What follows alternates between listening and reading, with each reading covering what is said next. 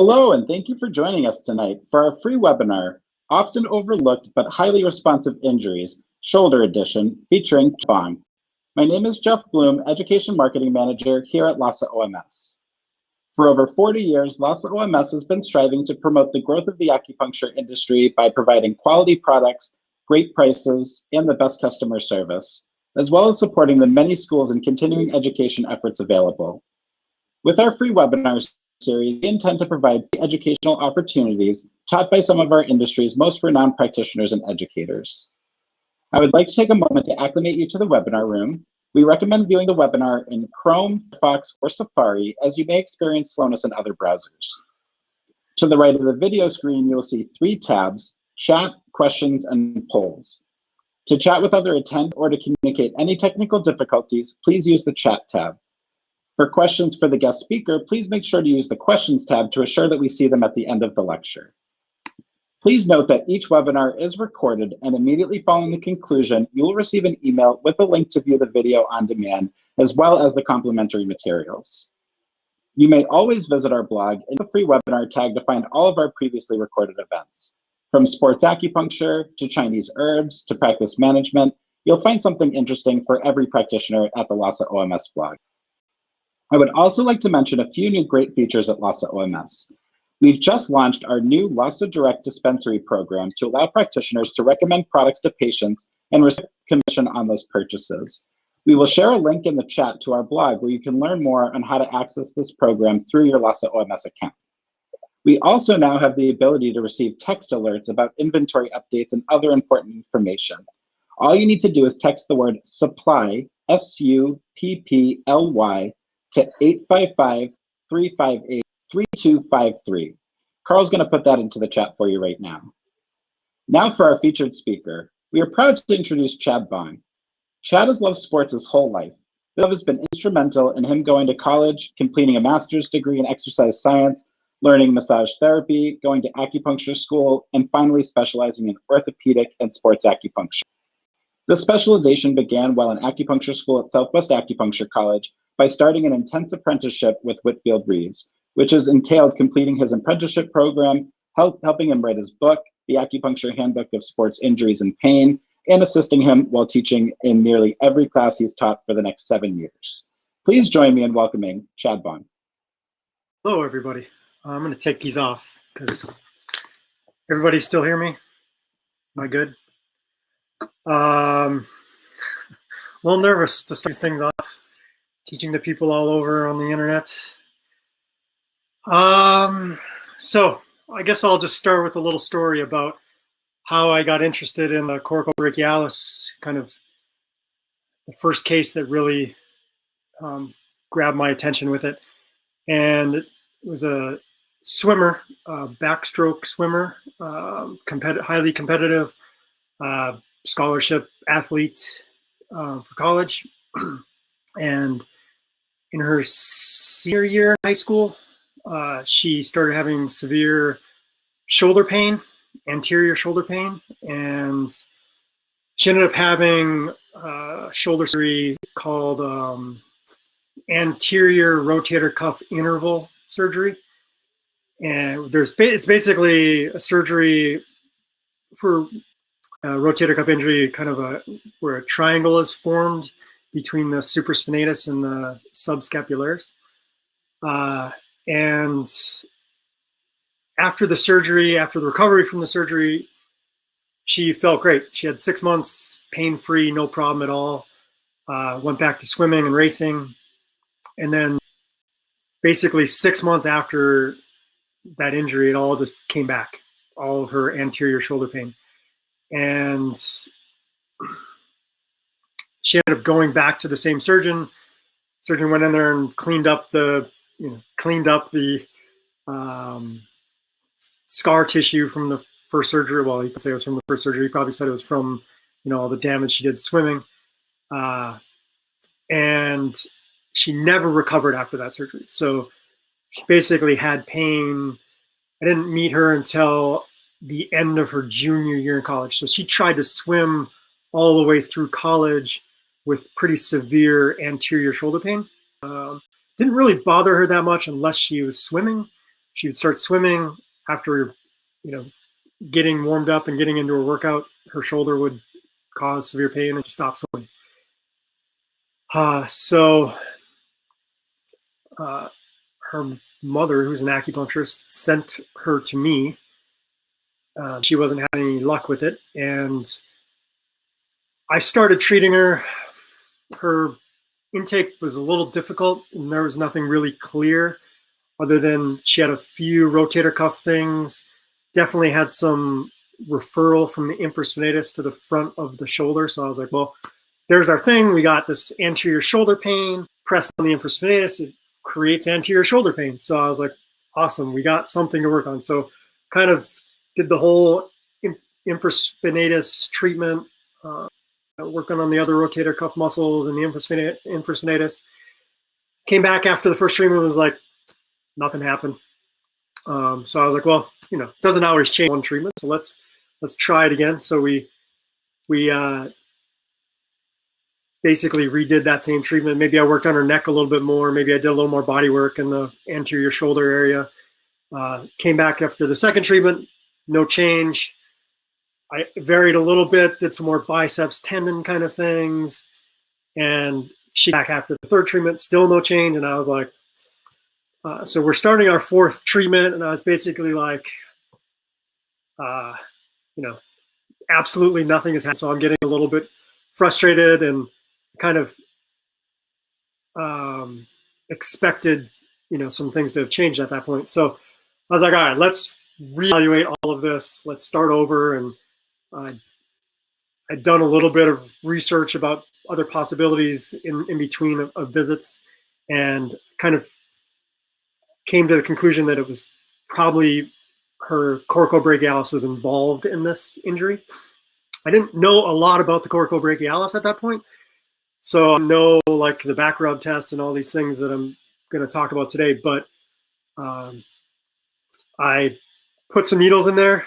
And I didn't do anything really different the rest of the treatment that I'd done before, but I added in the coracobrachialis thing. And the next time she came back, she's like, I'm 80 or 90% better. We did the same thing again. Next came back, she's like, I'm swimming without pain. So I was like, wow, that's pretty cool. Because she wasn't getting anywhere with this basic, rotator cuff treatment kind of stuff that I was doing. And then I just added in a few needles and some electric stim in the coracobrachialis, and she had this huge jump. I might have treated her one or two more times, and then I basically taught her mother, the acupuncturist, how I was treating her and kind of sent her on her way. And she was gone. I think I stopped treating her in July, and then she was gone until late October, I think, was when she came back with pain in her tricep. So she wasn't really having so much of the anterior shoulder pain, maybe a little bit of it, but not a ton. Now she had pain running down her tricep, which you'll see in a little bit is the referral pattern, one of the referral patterns for the coracobrachialis. So we ended up just going back after the coracobrachialis, and she ended up swimming the rest of that year, and she did very well. She ended up breaking school records, and she ended up having a great senior season, and then went on to knock out Ironman that next summer, and then ended up needing treatment for some other stuff. But her shoulder was fine. All right, so that's my kind of injury story. Not quite a case study, but kind of, just kind of paying attention to why I got interested in this. And I started thinking about it and started adding it in and started noticing it and finding the symptoms in more people. And I think I've helped quite a few people with it since then. But it's not something you see every day, not a super common injury, and it's often it's kind of hidden by some other injuries to other muscles like the deltoid and supraspinatus and things like that. Hi, Adam. I'm a little distracted by the things over on the side. You guys keep putting them up, but I'll try not to look at them. All right, let's move on to slides here. All right, so just pictures here. I'm going to try to use my anatomy software so we can really kind of get into detail here, but this is the coracobrachialis. named basically by where it attaches. So the coracoid process is this bump right here. Can you guys, can somebody tell me if you can see my mouse? Somebody on the side there, quick. No, can't see my mouse. All right, well, all right, that's challenging. Okay, I'm good. You guys can stop. All right, I got a coracoid process. I don't know how to tell you where the coracoid process is now. Coracoid process is this little bump. If you put your hand on the ball of the head of your humerus up here, it's kind of the big round hard thing, and then you go a little bit medial to that, you'll feel a hard bump in the front of your shoulder, right there. It varies in size on people. The angle is a little different. How sharp it is a little different. But what happens if you push on that, you're going to be like, that's pretty tender. So that's kind of how you know it's hard and it's tender. That's pretty much going to be your core process. And then that muscle just runs off of the coracoid process down to about the midpoint of your humerus. That also varies quite a bit in people, but that's kind of the basic idea of where it's at. So from here, runs underneath your pec major, maybe your anterior deltoid, depending on what arm position you're in, and then runs kind of into your armpit and down to about this point in your arm.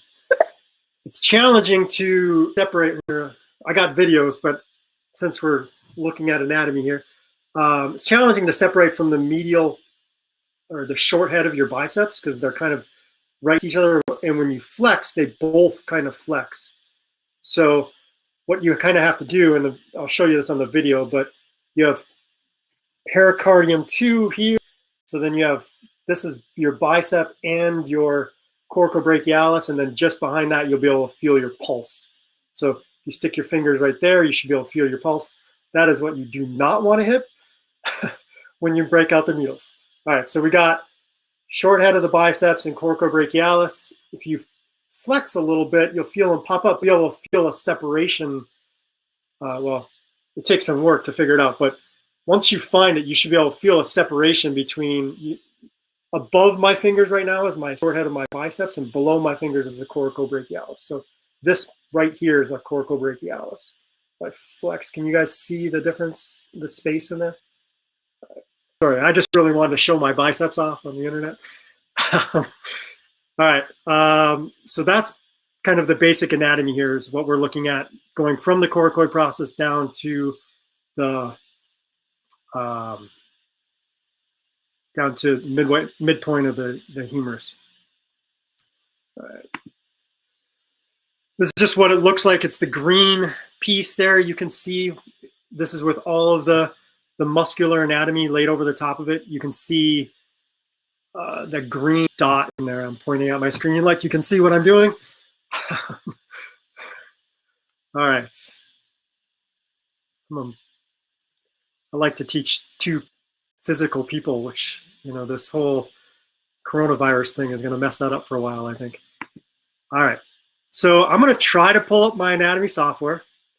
We'll see if this blows up my computer, because this is a lot of computer power going on right now. So what the software I use is made by 3D Anatomy. It's called Complete Anatomy Software. It's the green writing up there is the actual software. Coming up. Yep. Give it a second. It was sucking the life out of my computer. I was trying. Well, I was trying to do this before you guys all got here.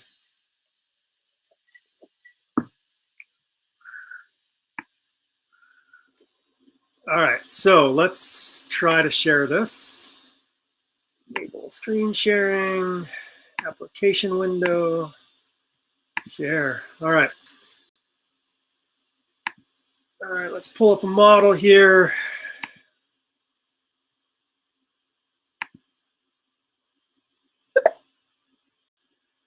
So upper right limb. Can I move this thing? Okay. All right, let's add some muscles on here. All right, so there's our coracobrachialis right there. It's the highlighted tissue. As you can see, it runs from the coracoid process down to the midpoint of the humerus. And probably the first thing I want you guys to see, I got to scare you before we go too far here. Put all this fun brachioplexus, nerve bundle stuff. I'm used to doing this on my iPad, so give me a break here. All right, so you see, what you're seeing here is the coracobrachialis is the muscle that's highlighted right now. Then you have your brachial artery. You have your axillary vein. And then you have all the nervous system that runs down your arm.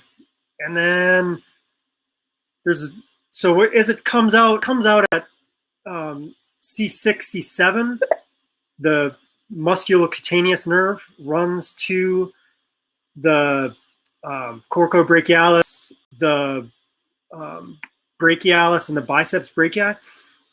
And it has a little branch right before it gets to the coracobrachialis, and that's what feeds the motor control of the coracobrachialis.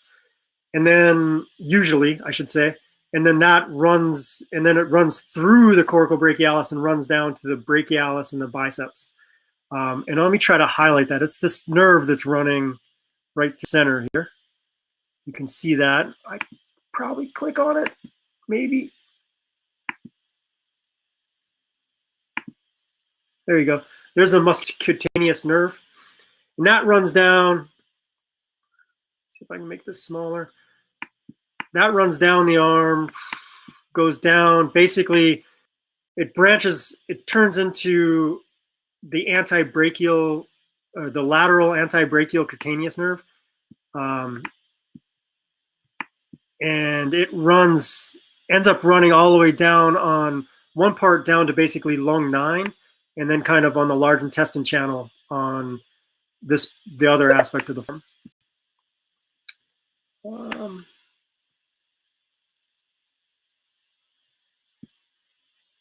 Is this going all right? Can everybody see this thing? All right. All right. So that's what we have anatomy-wise as far as the nerves, the main muscle, and all of stuff you want to be, cautious of behind it. I'm pretty sure I've given somebody a bruise with this big vein right here that I just highlighted. So I'm sorry to those people. All right, so let's add some more muscles on here. So, all right, biceps on. You see how the short head of the biceps, which is this right here, sits right over the top of it, essentially. If we could raise this person's arm up, you could see that the coracobrachialis sits right behind it there. But we have the short head of the biceps sitting right over the top of it. So that gives us an added challenge in the treatment. You kind of have to sneak maybe a little bit medially if you're going to get a needle in up here where one of the trigger points are. Otherwise, we're going to come in, we're going to lift their arm up, and then we're going to come in from the medial aspect of the arm and just go posterior or dorsal to the short head of the biceps. Then you got long head of the biceps that can come up here and has some similar problems here as far as where the pain is located, because it's pain in the front of your shoulder. That comes up, attaches at the superior aspect of the glenoid fossa right up there, if you can see the little green dot I just made. If you tear your long head of your biceps, you may also tear part of your labrum, because about 50% of fibers attached to the labrum. So that could be part of a problem. A big one is the AC joint up here can create symptoms very similar to coracobrachialis pain. All right. I think everybody's good with rotator cuff here, supraspinatus, infraspinatus, teres minor. This is teres major down here. Sorry, teres major, teres minor, infraspinatus, supraspinatus, and then subscapularis there. And then we're going to have one more, well, two more things added on top here. We have the pec major, and we have the anterior deltoid. Basically, the coracobrachialis is going to sit right underneath one of these. We can fade. I just faded away the anterior delt, and now we'll fade away the major. Now you can see their outline a little bit still, and the coracobrachialis sitting underneath it.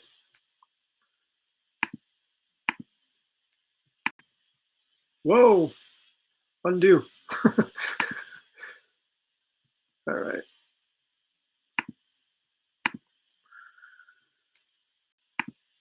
There we go. Got everything back now. All right. So that's probably the anatomy for now. I'm going to shut this app down. Shut this app down for now, just so it doesn't destroy my computer. We can come to it if we need to.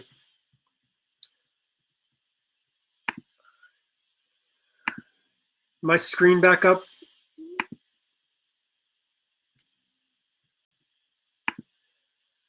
All right. All right. So this is all the stuff I just explained. I just got ahead of myself.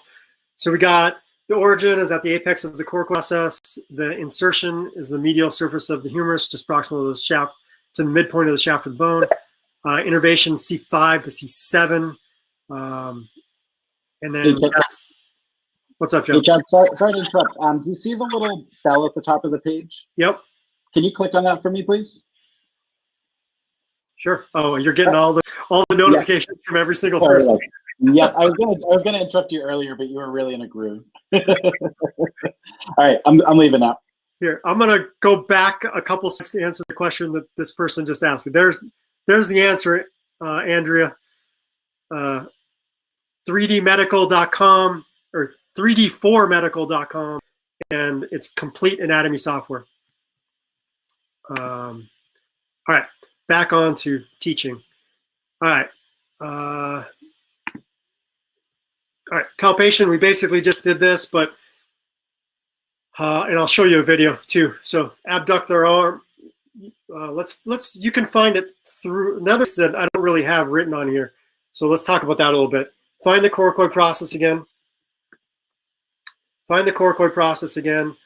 And then it'd be good if you like marked right here on your arm and drew a line, which is we'll see in the videos. And then you can just kind of palpate down there and you'll feel a snappy, ropey band. You got to make sure it's not your anterior deltoid. You got to go through your anterior deltoid to get to it. And then you should be able to just palpate it all the way down. I basically already explained how to palpate this, so I'm going to leave you guys to just read through that. And you'll see the video, and you'll have access to it afterwards. So we're sending you a link with a password to be able to watch the videos that we have tonight. All right. So movement-wise, it does flexion of the shoulder. So this motion, if you guys can see my little screen down there. Can we make me big? All right. So flexion of the shoulder is this motion.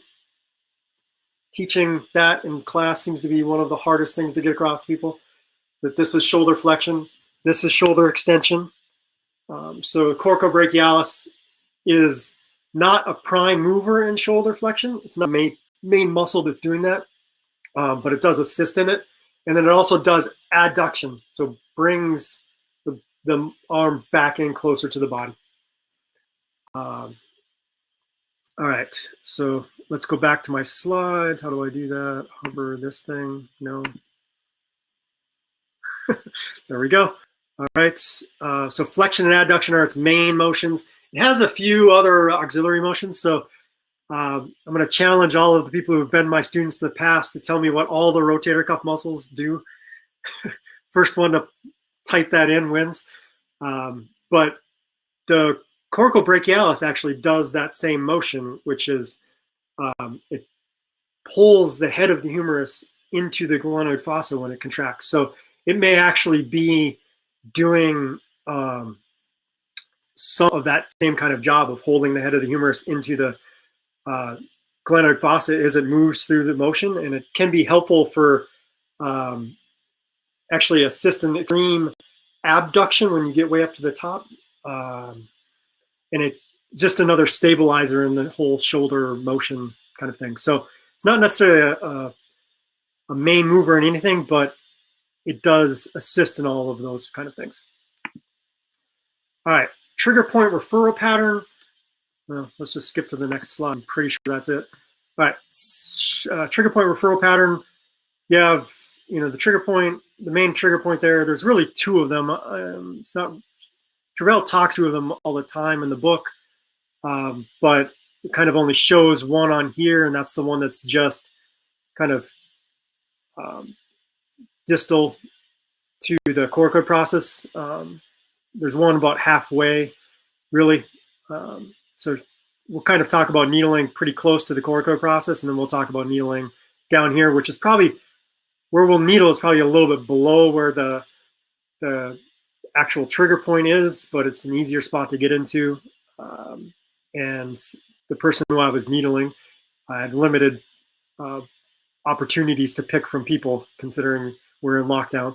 But basically, you got anterior shoulder pain from the trigger point referral, and you have pain running down the tricep and the dorsum of the arm and hand is kind of where you're going to see some of this stuff. So if you remember my story, my patient had a lot of anterior shoulder pain, and then once we made that go away and she went back to swimming, and then when she came back to my office months later, what she was showing was the tricep stuff and going down her arm. So once we treated the coracobrachialis again and got the trigger point to go away, the tricep pain went away as well. Back slides. All right. All right, and then you also have musculocutaneous entrapment by the coracobrachialis, and it can affect the coracobrachialis, the biceps, and the brachialis, and then it can affect basically the sensation running along the anterior cutaneous nerve, running into the forearm. All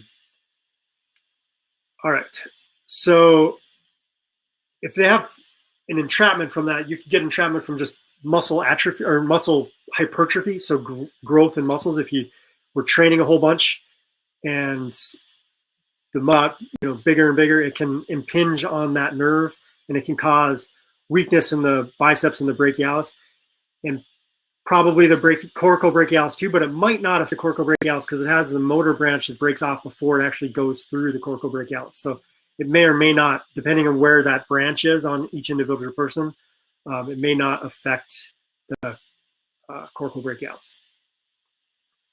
But if they basically have weak flexion of the elbow, flexion of the arm at the elbow, then that's a possibility of one of the things that could be going on. All right, painful movements, full flexion of the shoulder, but it's not really painful up to here from abduction up to here or from flexion up to here. But if you get up to the point where you try to actually bring your arm behind your ear and towards your head, then it will cause pain. So that's kind of the painful motion. So shoulder flexion's probably not too painful up to this point, but once you get back to your ear and you try to go bring your arm, adduct your arm behind your ear, that's where it'll cause pain in there because it's fully shortened and fully contracted. Can create the pain. And then passive extension and abduction. And if you add in some medial rotation to that, you can even cause more problems because it does get stretched with both medial and lateral rotation. It's kind of like the brachioradialis. If you guys have studied the brachioradialis, it does both supination and pronation, which is kind of weird, but it's really only bringing the hand back tenor. So the coracobrachialis is kind of similar to that. If you go into medial or lateral rotation, it's also being stretched a little bit. I don't know how strong it is at bringing it back to the midline, but it might be. And then a non-painful movement, so kind of a differentiation here, is if you have them abduct their arm and put their hand on their head. This probably doesn't hurt because of the coracobrachialis, because it's just kind of in a shortened position. It's not being stressed. It's not being super contracted. All right, cruising along. All right, manual muscle test. I do have a video of this. So let me figure out how to launch that thing. I think I have to talk you through it though, because I don't think we figured out how to get the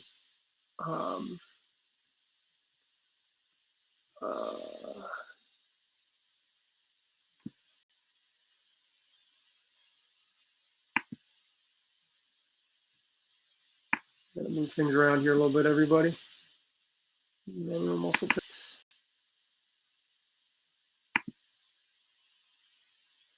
All right, so I got to preface this. My wife was not excited about doing this.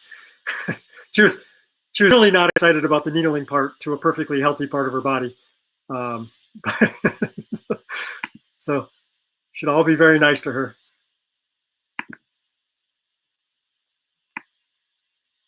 All right, so I'm just going to move this along since we can't hear the video anyways. Actually, we're going to try to hear the video. Let's. From the coracoid process to the medial aspect of Jeff, how's that sound? Humerus about halfway down, and just in this position posterior, but in this position just inferior to the short-headed biceps. So the challenge is to eliminate the biceps. So you can't completely isolate the coracobrachialis from the biceps in a manual muscle test, but you can do a few things to help, which is to put the biceps in as short a position as you possibly can. So if you supinate, because that's one of the biceps jobs, full elbow flexion, and then bring the elbow up to 90 degrees.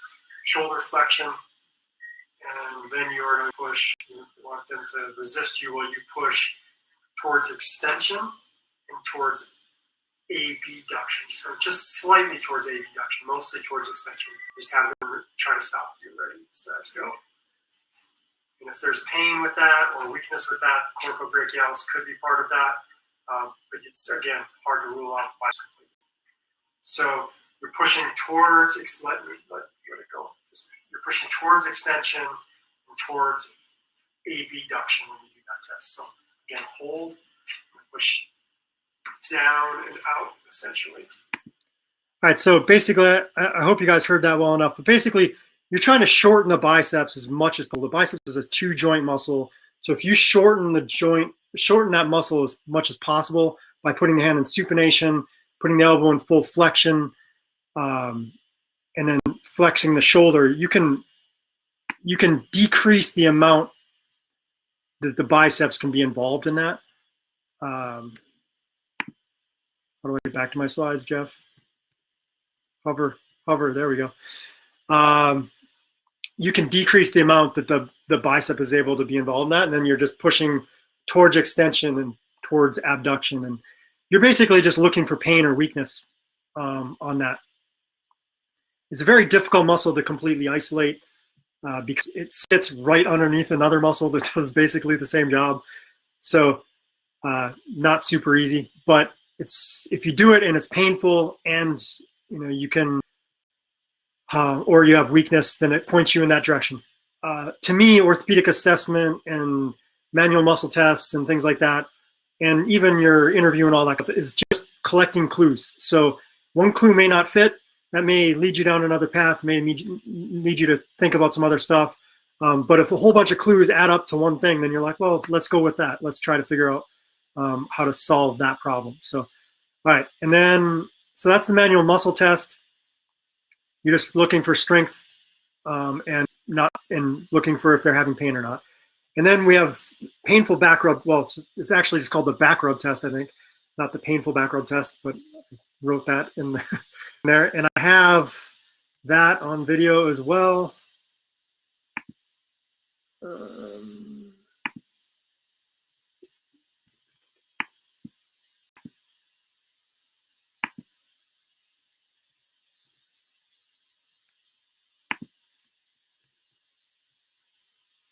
All right, so this is pretty simple. I might actually even turn the volume down and just explain it here this way. Basically, you're just going to have them put their hand on the small of their back. If they're having this problem, they're not going to be able to get their hand to even that spot. So they'll basically be trying to just slide their hand maybe onto their back or into their back pocket. And then you basically just ask them if they can slide their hand across their back. So like that. You're not doing it for them, they're doing it themselves. And what we want to be able to get is so that their fingers, so the base of their fingers, so the phalangeal, the metacarpal phalangeal joint is basically getting across the midline at least. It can go further for sure, but we want it to at least, oh, can't see the video?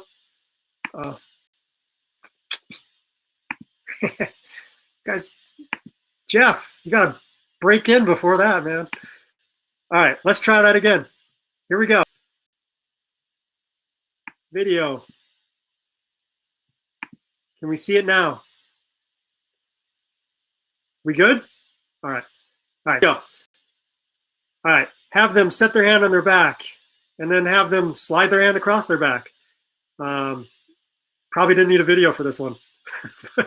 Here you go. And then you just want to make sure that you get their fingers, that they can get their fingers past the center line of their back. All right. Hopefully they have more range of motion. Clearly my wife does not have this problem, even though we're going to go after her with acupuncture needles in a little bit. All right. So you gotta know that we had to sneak these videos in, like while the youngest kid was taking a nap and the oldest kid was, watching videos, because that was the only way we could make sure she was quiet. And we had this little, like, tiny window of opportunity where we tried to film needling, we tried to film palpation, we tried to film all these tests. So yeah, and we did it over the course of 2 days. And the first day she put on makeup, and the second day she didn't know that we were going to film her face. So she was a little bit mad at me. All right, so all right. And then the other thing is, one thing we want to kind of rule out here, we're not, the scope of this particular webinar, we can't go through a full shoulder assessment. I did put I put like 20 some orthopedic, upper extremity orthopedic assessment stuff on the Sports Acupuncture Alliance website today. So if you want to go through a full shoulder assessment and you want to hear me and Dr. Steve Matta kind of go through all of that, you can go through and click through each one of them. So, but we'll talk a little bit about cross-arm adduction test, just as a quick one that you can kind of rule out a little bit of AC joint issue. This is a pretty simple test, actually, without even pulling up my wife's video. Jeff, can you make me big? You there, Jeff? All right, so cross-arm adduction test is really pretty simple. You just bring the arm up, essentially 90-degree shoulder flexion, and then passively, so you're doing the work, you're just going to bring their arm across their chest. That kind of compresses the AC joint and can cause pain at the AC joint. I also like to just push on the AC joint and see if it's causing pain. There's certainly, I've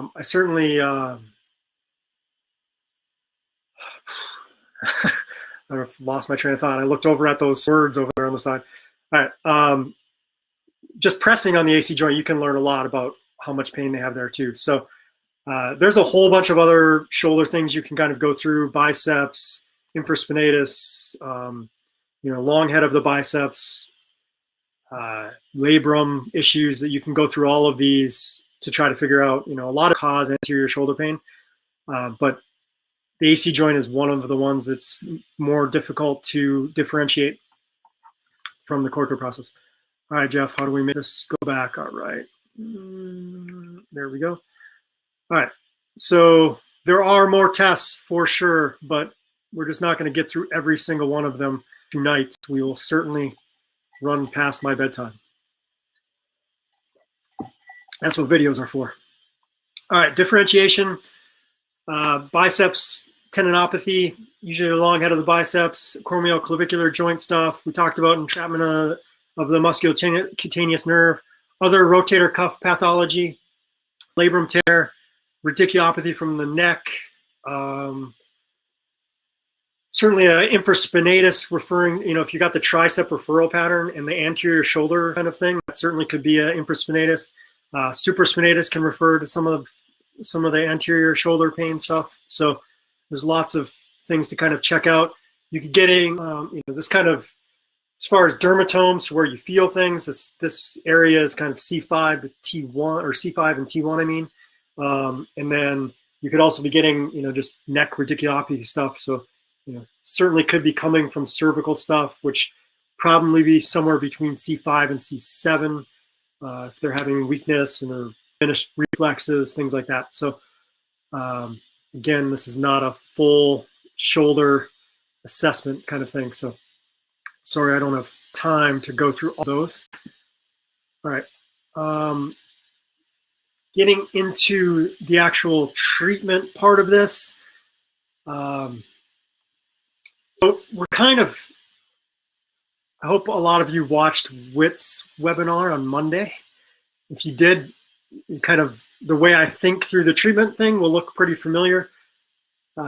Basically, we're going to try to do something that can change the way this feels right away. On this particular case, I don't do a lot of that. I find just needles locally and some distal stuff. And thinking about what's going on with the rest of their, systemic body. But if I think through Whit's whole system, so the first thing he's trying to do is change something right away. So that's using the tendinomuscular meridians, that's using opposite side, opposite extremity, that's using empirical points, things like that. So I don't have any great ones for that first, like trying to make a change right away. But if you wanted to go after the tendinomuscular meridian, according to David Legg, it's the lung tendinomuscular meridian. I'm not 100% convinced of that. I would also think about the pericardium. I think as far as actual meridians, I think probably lands more on cardium, but it really, because basically the pericardium crosses that muscle probably twice, definitely once. Lung may or may not actually cross it, and the heart is going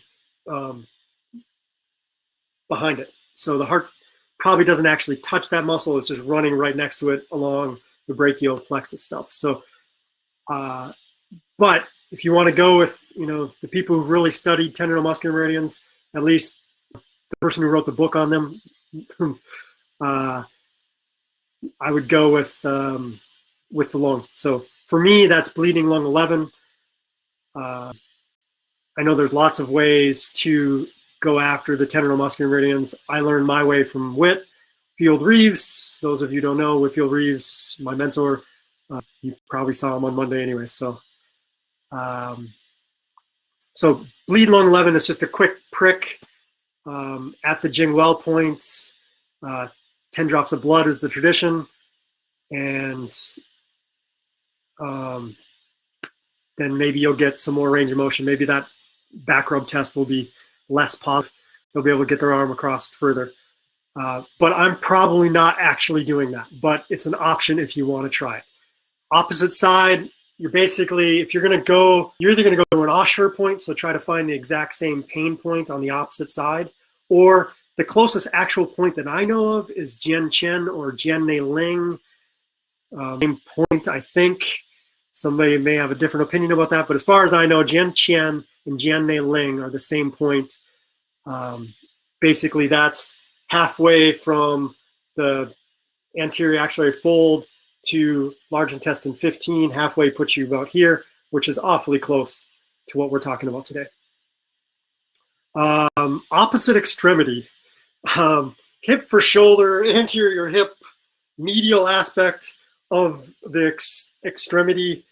So we're talking about like yin meridians running up the leg, so attaching to the pelvis. Patient walks into my office with anterior shoulder pain. I've never seen them before, and I'm like, okay, pull down your pants. We're going to put needles in your groin for your shoulder pain. I don't think that's going to go over very well, so I'm probably not going to use these yin points. Somebody put up stomach 38, frozen shoulder, points, possibly. You could try it. It'd be worth a try. I would certainly be more comfortable using that as my first point than I would be using, a point into their groin. So I'm probably not doing opposite extremity, but that would be your choice. So the stomach 38 came from the question on the side, just so you guys know. Stomach 38, I didn't have in here. I think of that as a frozen shoulder kind of point. And I'm sure, yes, there's lots of tan, tong stuff that you could do. That's just not the way that I think through it. So this webinar should not be, this is the only way to do it. It should be, this is what I think through it, and then you should add in your own stuff to it. So if you have things that work really well for the shoulder, if you have really good internal medicine stuff that works well for shoulder pain things, by all means, add that stuff to it. Let me know what works. That would be great to hear. But this is the way I think through it. So empirical points, I don't really have one. Stomach 38, if I was forced to come up with an empirical point, stomach 38 would be the one I would say. Or zone ping, which is one soon distal to stomach 36. And all right, and then we move on to shoestring points. Shoestring points are one of Whit's favorite ways to treat pain. So I listed all the in ones because they're all pretty close there. If I have to choose, I'm going with pericardium 7 and liver 3. I don't know, if you want to think about pericardium points, pericardium 2 is sitting between the two biceps.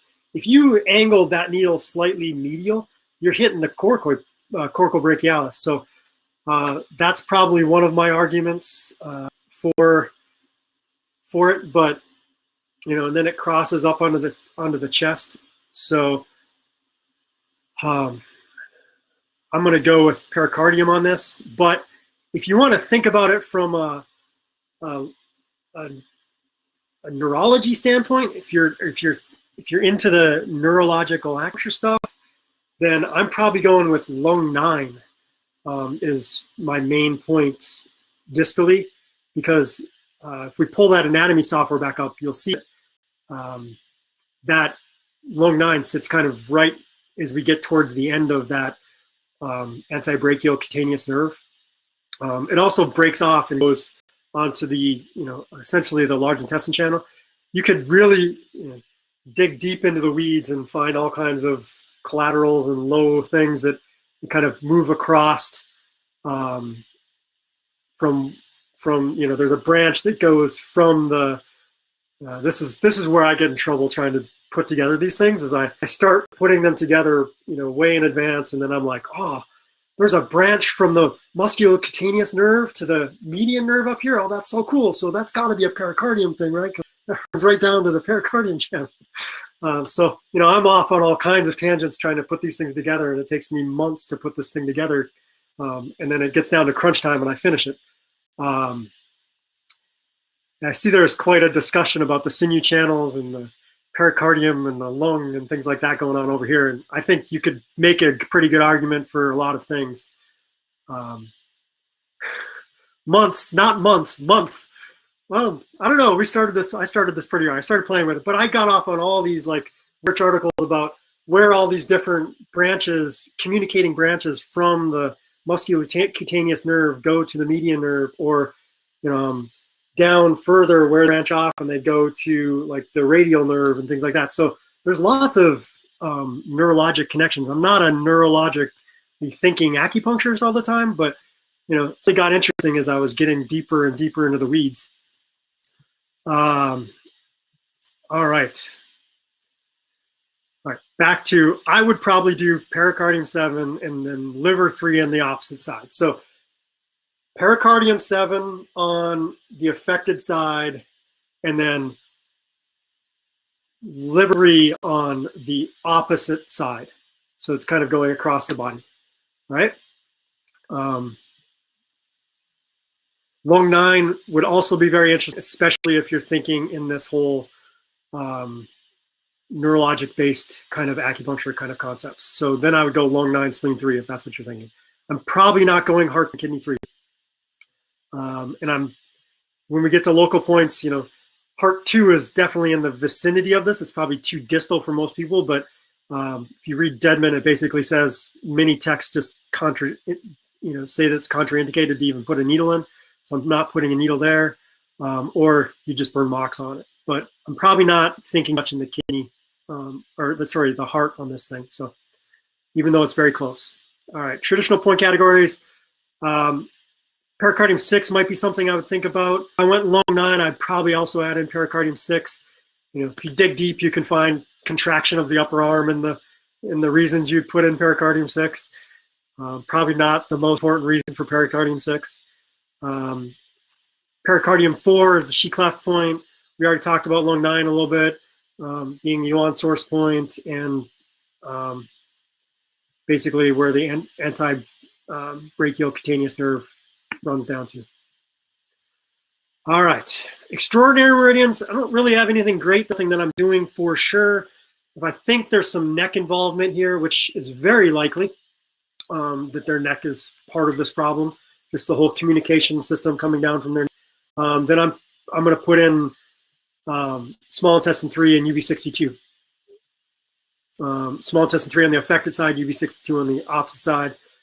You have a bunch of other stuff on the affected arm. You could probably do that on the other side as well. So you, somebody put up lung 5. Lung 5 is a possibility. You know, it's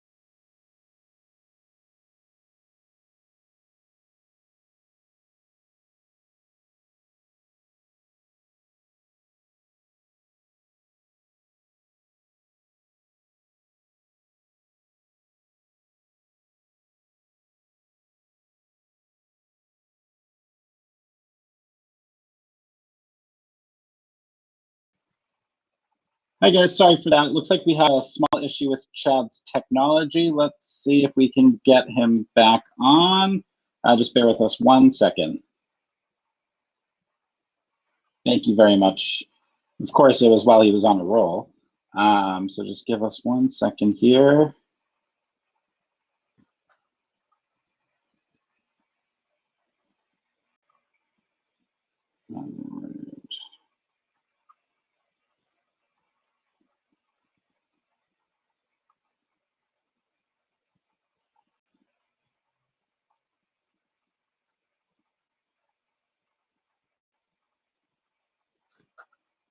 All right, sorry guys. Bear with us here. Yeah, great. Okay, let's see. It says pending invitation. I'm really sorry, guys, and thank you for bearing with us here. Okay, all right, he's gonna try and log off from another device. Okay.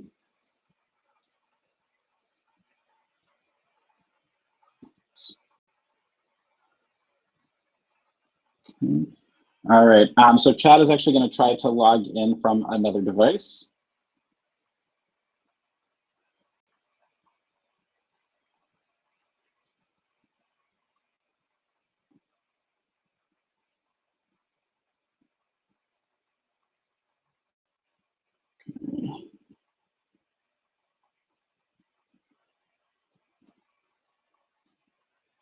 Thank you very much, everybody. I'm really sorry. It's just going to take more minutes.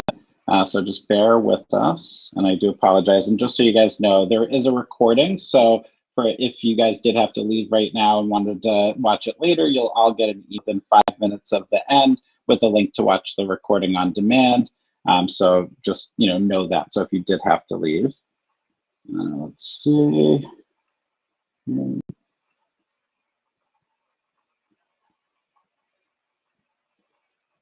Alrighty.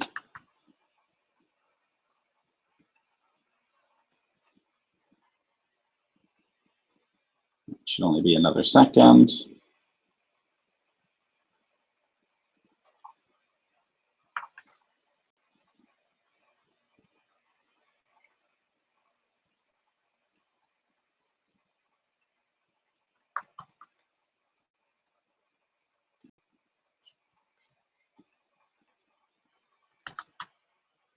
I feel like I should be singing or doing something. So I apologize that I'm not doing anything to entertain people right now.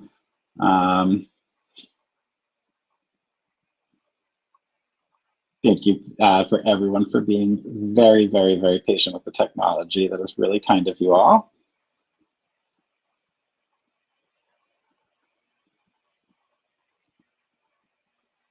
Okay, and looks like perfect should be in a second.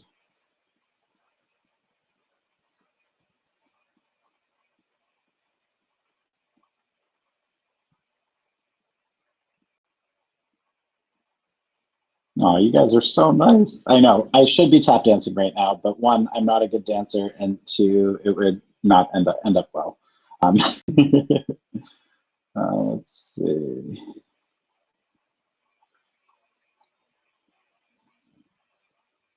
Okay, looks like Chad is back, or might be back. It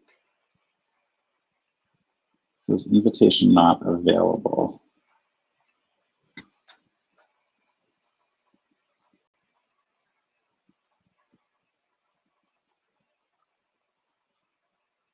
Okay, I'm gonna mute myself for 1 second. Chad's calling me. Hold on 1 second.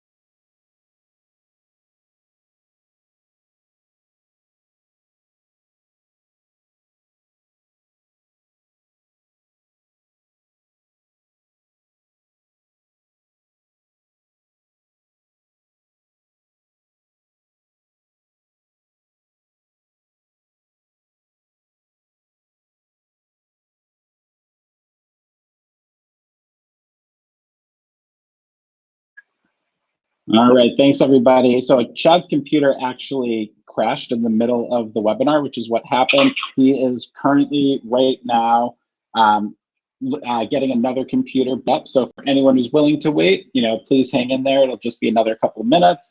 And then worst case, we can have Chad record the rest of the webinar as well as the Q&A, and we can email that out to the group. But if you can just bear with us for maybe one more minute, we'll see if we can get him back in.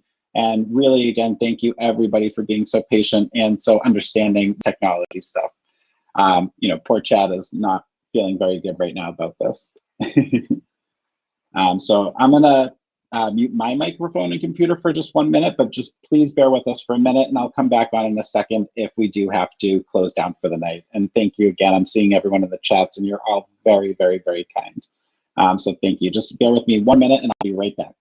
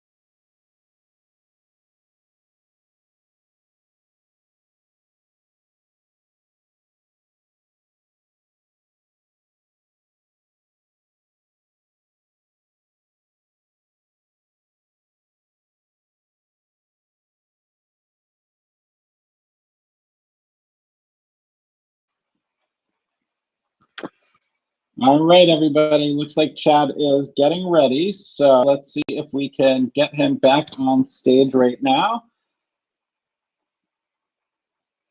All right. All right. Am I? Oh, hold on there.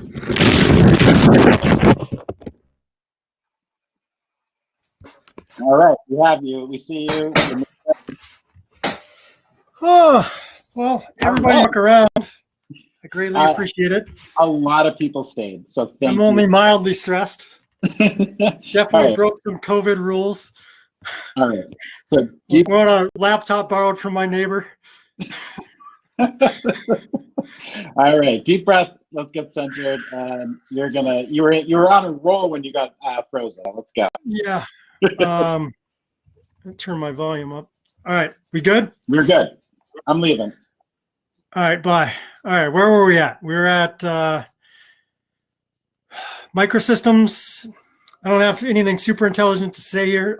Shoulder, master shoulder, whatever things you like for pain, thalamus, Shenmen, whatever your things are that you love to use for the year. Use those. That'd be great. Internal organ imbalances. My students are laughing right now. Yeah, this is probably due to a repetitive stress injury. Maybe you can make some links. I've not made any yet at this point. I'm still trying to recover from sprinting. All right.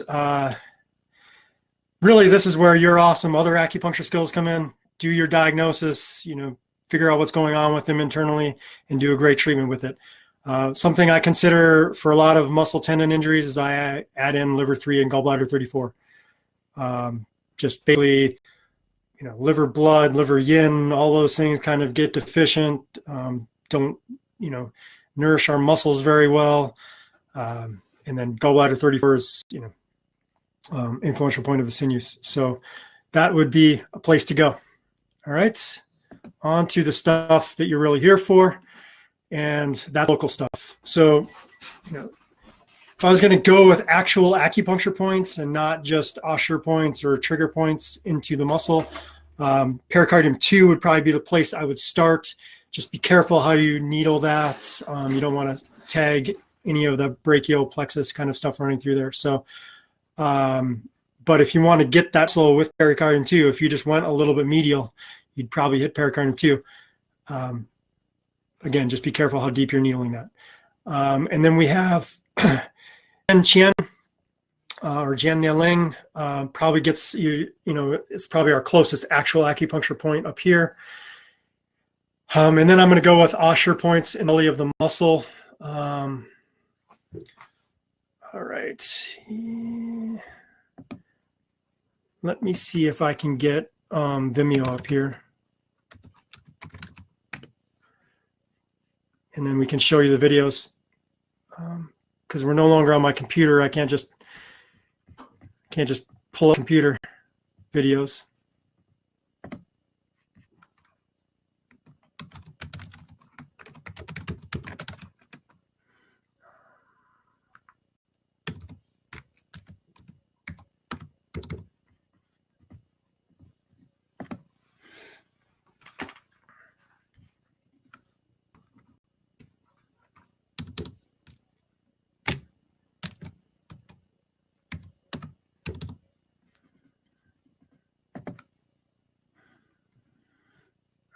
Password troubles. Her shift button is sticky.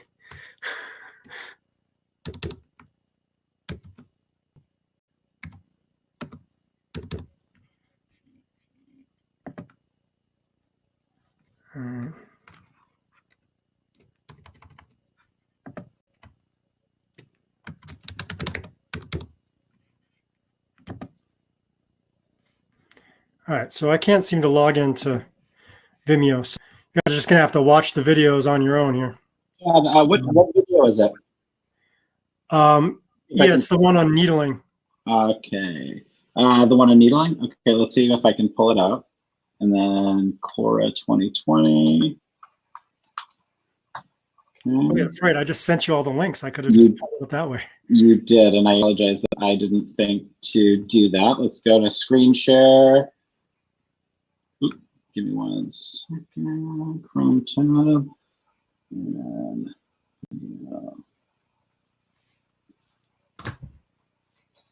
okay, can you hear the sound? Yeah. All right. I'm just finding the coracoid process. I don't have control over the video. All right. Do you want me to pause it, or? It's just can you go a little faster? Yeah. Just because it's an 8-minute video, you guys can watch it later. So I just put a dot at the coracoid process, if you can kind of see that. And then I'm palpating. So I'm basically having her flex and do a little bit of adduction to get that biceps and the brachialis to pop up, and then you can kind of slide your fingers in between. That'll take some practice. That's not something that you're going to figure out like the first person you see. So maybe you want to practice on yourself, your husband, your wife, whatever. You have a little time, I'm sure, before you're actually practicing again. So just kind of work on flexing that muscle, and then feeling for a gap, a septum in between the two muscles. That's really what you're looking for. And then you can kind of go, Jeff, until you see that I've drawn on, at least I'm going to draw the artery there. So the big thing is you want to make sure you know where you're at with the artery. So if you know where you're at with the artery, you don't hit the artery, that's good. You don't want to hit the artery. So, but also remember that there's still stuff that's going to be sitting behind there, possibly deep through, if you go straight through the muscle. So this is not a deep needle in here as you go into this tissue here. It's just a pretty superficial needle. You just want to tap the needle in, go through whatever subcutaneous fat they have, feel when you get to, the layer of the fascia around the muscle, and then pop through that, go a little bit further, and then hook some, and then, well, we're going to get 2 needles in there. So you're going to have basically 2 needles sitting here. You're also palpating for the tender spot in there. So palpate for the tender spot in there, find the tender spot, separate it, make sure you're on the muscle, tap a needle in there, find a spot next to it that you want to have a needle in, tap a needle in there. And then that's how you're going to e-stim that muscle, is to have needles right in that muscle tissue on the inner arm there. You really have to be careful where you're needling, though. This is not some place to just go crazy and try to do a bunch of twitching and things like that, probably, because you whack into those nerves a few times, there's certainly possibilities of causing some damage. So for me, this is gentle needling, just get it in there as easy as I can, some really light e-stim to it, just trying to get a little tiny bit of a twitch in the muscle, or the person to feel it. If they're feeling shocks going all the way down to lung 9, then I would back off. Now I'm going up and I'm trying to find the just off the coracoid process. So I'm finding the coracoid process, and then I'm just palpating to try to find that muscle. This is something that's easier to find when somebody has a problem, because you'll go digging around in there. You want to make sure you're not just on the bulky anterior deltoid muscle. You're going to have to either go around it or through it. But then you're just going to palpate back and forth, and you're going to look for that really tender spot. And it should feel like a muscle that's running in this direction from here down to their arm. And then you can find that spot. If you can differentiate the biceps tendon from the brachialis, that would be awesome. I don't know if you're going to be able to do that up there. Not just go a little, like the most ropey bandy thing is probably going to be the tendon of the short head biceps, and you're going to go just medial to that with your needle. Again, not a deep needle.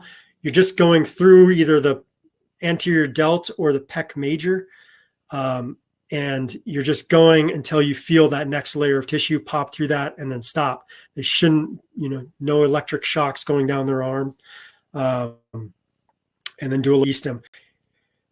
I put 2 needles in there into that same tissue, do the same thing. The biggest caution here is to not needle deep. You're just trying to get to that muscle, just break through that muscle tissue into it, and then hook up your e-stim to it and get a little tiny bit of twitch, or just have them feel it. So I know next question is, how do you do e-stim, Chad? So I put a slide in there for it next. All right. So this video is online for you guys. You'll be able to watch it. Jeff is going to send you the link to it right afterwards. So you'll be able to, zoom in on it, have it fill up your full screen, and you'll be able to see a lot more. And I had 1 shot at this, so so forgive me for any errors. But A, my wife doesn't like to be needled, and B, she certainly doesn't like to be needled when she's healthy, and we were in a super rush job here. So be gentle with me, please. Maybe I'll put up a better video I didn't have Alex videotaping for me, Alex Brzezinski, who helps me with the podcast. He would help me with all the videoing. I also, last time I had a Olympic, well, I guess she's not quite an Olympic level athlete, finished 3rd in U.S. championships in a track and field event. That was our demo person last time, so we had quite a leg to work on. very, very fast leg. Yeah, my poor wife just got thrown into this. All right, so back to this. Okay, I'm gonna leave again. If you need any more video shown, just let me know which one and I'll play it. You may want to queue up the palpation just so we can see I actually drew on her, so we could actually see that. So maybe you just want to get it ready. Okay, sounds good to me. I'll do that right now. All right, so there's kind of 2 points for needling. We're going to needle up here, and if you look at Travell's book, you'll see there's a trigger point there. And then ideally, we're kind of going right at kind of the halfway point of that muscle. So the muscle runs from here to here, halfway point up there. We're kind of going up underneath the major, underneath the anterior delt, getting in that muscle there. But wherever it's tender along there, wherever you're feeling muscle tenderness, not pointing across somebody's, artery or vein, neurovascular bundle there. We'll do that. But all right. Hey, Chad, there's something's going on with the audio. Can you try talking? Yeah, can you hear me? Do I just need to be closer? Okay. Yes, much better now. Yes, I think so. Because now it's stick my face into the COVID computer there. It's good. It's good. All right. All right. What am I looking at here? Superior branch for the superior. Yeah, you want to be superior to the brachial artery. So when we pull up this other video, you'll see red brachial artery, green muscle, and then purple or something else is the biceps. And then, so we got those 2 kind of points. Sorry, I'm struggling. I'm a little discombobulated here. All right. I'm thinking ahead. I knew somebody would instantly say, how do you do E-stim, Chad? So I use pretty simple machinery here. I typically use the old E-stim 2 machine. I have a new E-stim 3 machine, which is, if you've not bought an E-stim machine, buy the E-stim 3 one. Is way more straightforward, where the knobs are and what they control. The E-stim 2 is definitely a little confusing. It is super confusing when you've spent 10 years using the E-stim 2 and then you try to switch to the E-stim 3, but it doesn't take that long to figure it out. The E-stim 3 is super simple and clear. And it looks better. It looks a little more sturdy and a little, basically it looks more expensive and is better designed. All right, so I use basically 2 to 10 hertz. I use millicurrent, but I am not against microcurrent. Whit is a millicurrent. I know there's a million people out there who are microcurrent people. I've tried both. I've had success with both of them. Maybe with a more sensitive patient, if you're going to try E-stim, with a sensitive patient, I'm just going to put the needles in there. But if that's not enough and I need some E-stim, then I'm probably going to use microcurrent and just turn it up until they barely feel it. For a super sensitive person. For a non-sensitive person, you can use millicurrent. Intensity, I do not find more intensity is better. I don't see that pattern at all. I just turn it up until the patient feels what's going on, or until I can see a light twitch in the muscle. If the muscle's jumping off the table, then I would that down. Even if your patient is like, "Oh, that feels great," they're going to be sore in the morning if you go to that point. So my general rule with most things in life is more is not necessarily better. More is only better up to a certain point. All right, so back to the treatment plan. All right, adjacent points. Anytime I'm treating shoulder stuff, I'm probably going to add in, supraspinatus, infraspinatus points. You probably want to check out those 2 muscles anyways to see if part of this whole symptom or whole pain pattern is being just referred from them. Often, if you read Travell, she'll talk about often the coracobrachialis stuff doesn't actually show up until after you've cleaned up a bunch of this other stuff. you go in there and they have all these other problems. They have trigger points in their biceps. They have trigger points in supraspinatus, infraspinatus. You clean those up. Then the person comes back and they're like, I still have this anterior shoulder pain. And then you're able to get to the coracobrachialis. It's kind of what happened with that first patient with me. I cleaned all the other stuff up, didn't get the change. Then I got into the coracobrachialis thing and we got the actual change. So definitely think about small intestine 11, small intestine 12. If you're thinking that the long head of the biceps is involved, then you're trying to maybe thread some needles along that tendon. But if you're going into the belly of the muscle along 3, along 4, you can carefully look for some ossuary points in the short head of the biceps. Possibly they have something going on with their anterior deltoid. I think anterior deltoid's not super high on my list of common anterior shoulder pain things. Usually that's a symptom, I think, of other things going on. Clean up the other things, that anterior deltoid pain will go away. But maybe you have to go in there and tap around a little bit with or not tap around, but needle the anterior deltoid a little bit. And then, work, you can also, do any of your favorite work on the neck, because the neck is certainly a possibility for involvement here. So going up and doing some needles in the neck, some body work in the neck. I may not put needles in somebody's neck for this, but I'm probably going to do some body work while they're laying there. All right, a couple of things. One thing that's on that video that I didn't mention on the video that I want to mention to you guys is you'll see my wife laying there, and she's got this exceptional, external rotation to her shoulder. Somebody who has these like shoulder problems probably is not going to have the same kind of external rotation she has.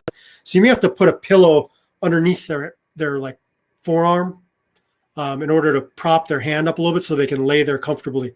If you put somebody with shoulder pain, full unsupported external rotation, you're probably going to cause more issues during that treatment than you're going to solve.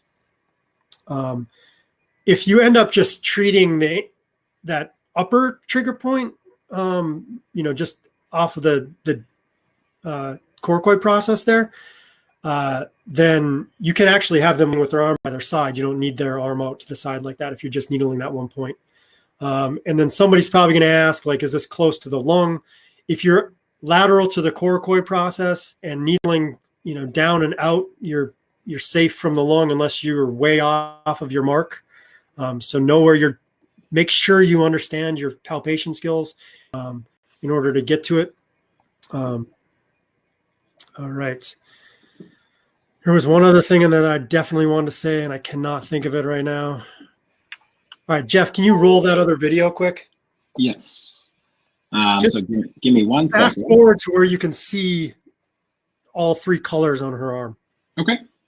Let's see what we can do here. All right. So this one is the needling one or palpation? The palpation one. Palpation. Okay. So now let's go to full screen. You said fast forward to. Yeah, you could probably stop there and I'll come through. So again, like right now I've got my thumb, push plate. Yeah, I'm basically separating out the short head of the biceps again. I just keep showing this because I think palpating this is not an easy thing.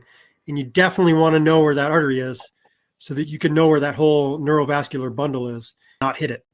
Very important to not hit it. All right, fast forward till you can see all the colors on there, Jeff. See my terrible artwork. So there I'm painting in the green coracobrachialis. Essentially for her, where that line ends, that muscle dips in and I can't feel it very much anymore. And now I'm coloring in the short head of the biceps.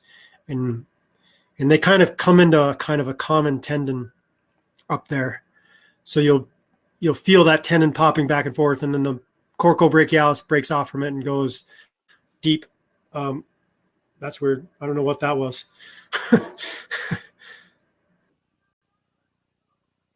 Uh-oh, I hear a baby crying upstairs. That's not good. All right. I think that's it. I'm good. All I'll answer right. some questions if people have them. All righty. Let me take down the screen share here. Tell them to go into this question if they had Yes, questions. they do. There are some questions here, so let's get started. So at the very beginning, when you were telling the story, Rachel wanted to know what treatments did you do first, just for reference? Yeah, really, rotator cuff stuff, supraspinatus, infraspinatus is where I spent most of my time. So, that's for me a lot of palpation around small intestine 11, finding the ropey bands, getting some needles in there. She had a definite roll pattern to the anterior shoulder from her infraspinatus. So I was just finding that and needling that with, again, 2 needles into the same tissue, just into the muscle, but into like that line of tissue. So I'd find that if you palpate somebody's infraspinatus, you'll feel there's like big bands of ropey tissue, and there's a few of them. So you can just find one of those big bands of ropey tissue, especially if it's referring, and then you can get 2 needles just into that tissue. So for me, it's like getting the precision of your needling, of being into the same muscle fibers essentially, is important when you're doing E-stim, to try to get a muscle to change. So that's basically what I was doing. I did, thread her biceps tendon and treat her biceps once involved in that. I did some work on her neck. Those things just didn't get the change to happen. So coming back and finding the coracobrachialis and working on that is what kind of got it to change. Have you tried threading a needle along the muscle? Is that the first question, Jeff? No. So the next question is, curious if your patient had felt pain during the needling and for 1 to 2 days after, before they felt the relief.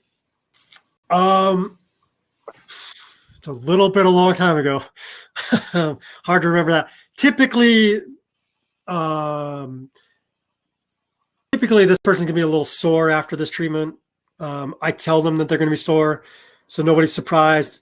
A lot of the people I'm working with are athletes. Soreness is not a big deal to them. So that's not a huge deal to me. Patients feeling it, some patients don't feel this at all. Some people feel it quite a bit. My wife was surprised in how little she felt it, although she was sore the next day. And the other thing that I wanted to mention before was, Travell talks about, needling up into that spot. Sometimes they'll get like a zing down their arm, and it'll kind of feel like a nervy kind of thing. So you might want to watch out for that. But I still want you to be careful to make sure that it's not the nerve that you hit, and that goes away. All right. All right. And then I'm probably going to butcher this word. Does Jian Qian? Sorry, not Jian Qian. Yeah, you're right. Right. Oh, wow. Fall on the trigger point you were discussing, or on the short head of the bicep? I think that depends on person's anatomy, and it depends on the position of the arm. You have them in when you find it.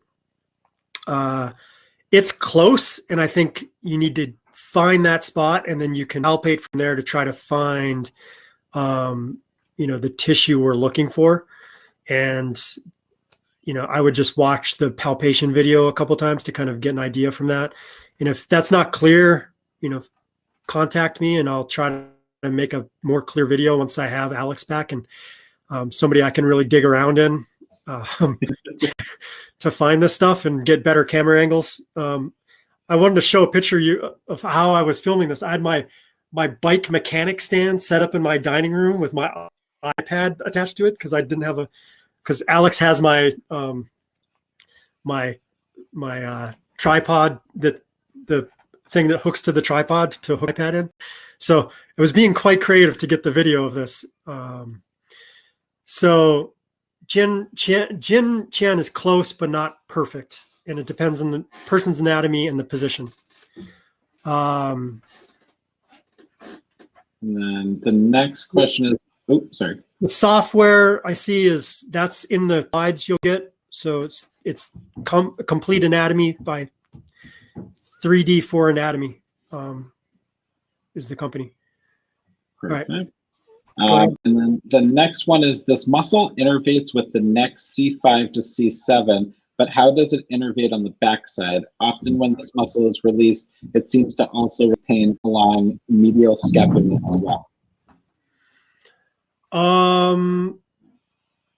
I don't know. There's a lot of, like, that's, just coming out of the brachial plexus, there's probably a lot of communicating nerves up there. I don't have a great answer for that other than, those things are related. The, front of the shoulder is definitely related to the shoulder. Things that are doing shoulder flexion, are going to affect the things that are doing shoulder extension. So if you're talking about things like the lat and the teres major, would be doing a lot of the extension that are in the back there. I definitely think I'm not going to treat this coracobrachialis thing without putting some needles in somebody's infraspace, just because I think they're, the infraspace is going to affect how all this works. But I don't know if I can give you a perfect nerve connection that goes back there. There's not a direct line that I know of that goes from the musculocutaneous nerve to the backside of the shoulder or the scapula. It runs down the arm to the antebrachial cutaneous nerve.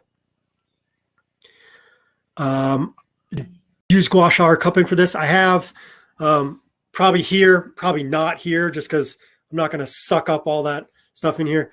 But you might be able to get up towards the coracoid process if you don't like to needle that, or if you're just a big cupping fan.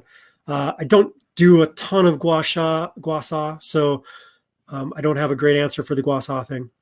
I'm guessing the next one is the have you tried needling along the muscle or threading along the muscle? Yes. I have not. I typically will go into that muscle. If I was going to thread that muscle down here, it would certainly be, I wouldn't be putting the needle in the posterior, dorsal, or inferior aspect, however you want to think about that. Again, depends on arm position here. But if you want to think it as dorsal, towards the back, I'm definitely not going to put that needle there because that's all that whole neurovascular bundle.